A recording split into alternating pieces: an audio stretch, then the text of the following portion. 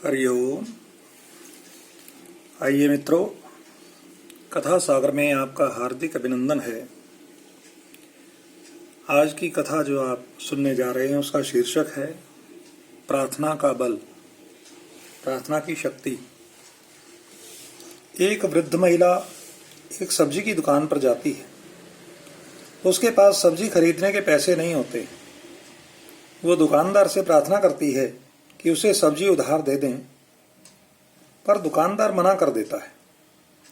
उसके बार बार आग्रह करने पर दुकानदार खींच करके कहता है, तुम्हारे पास कुछ ऐसा है जिसकी कोई कीमत हो तो उसे इस तराजू में रख दो, मैं उसके वजन के बराबर सब्जी तोल करके तुम्हें दे दूंगा।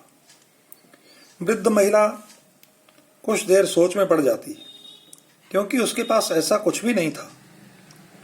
कुछ देर सोचने के बाद वह एक मुड़ा तोड़ा कागज का टुकड़ा निकालती है और उस पर कुछ लिख करके तराजू पर रख देती है। दुकानदार ये देख करके हंसने लगता है। फिर भी वह थोड़ी सब्जी उठा करके तराजू में रखता है तो आश्चर्य, कागज वाला पलड़ा नीचे रहता है और सब्जी वाला ऊपर उठ जाता है। इस तरह वो और सब्जी रखता जाता है, पर कागज वाला पलड़ा नीचे ही रहता है। तंग आकर के दुकानदार उस कागज को उठा करके अब पढ़ता है और हैरान रह जाता है। कागज पर लिखा था, हे श्री कृष्ण, तुम सर्वज्ञ हो, अब सब कुछ तुम्हारे हाथ में है। दुकानदार को अपनी आंखों पर यकीन नहीं हो रहा था। वो उतनी सब्जी वृद्ध महिला को दे देता है। पास खड़ा एक अन्य ग्राहक दुकानदार को समझाता है कि दोस्त, आश्चर्य मत करो, केवल श्री कृष्ण ही जानते हैं कि प्रार्थना का क्या मोल होता है। वास्तव में प्रार्थना में बहुत शक्ति होती है, चाहे वो 1 घंटे की हो या 1 मिनट की।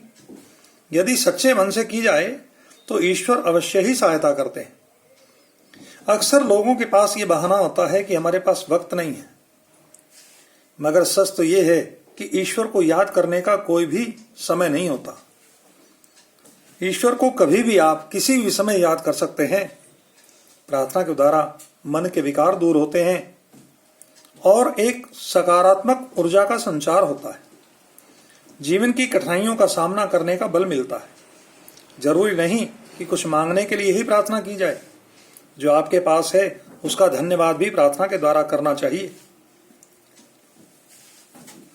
इससे आपके अंदर का अहम नष्ट होगा और एक कहीं अधिक सामर्थ्य व्यक्तित्व का निर्माण होगा। प्रार्थना करते समय मन को ईर्ष्या, द्वेष, क्रोध, घृणा जैसे विकारों से मुक्त रखें। हरि ओम।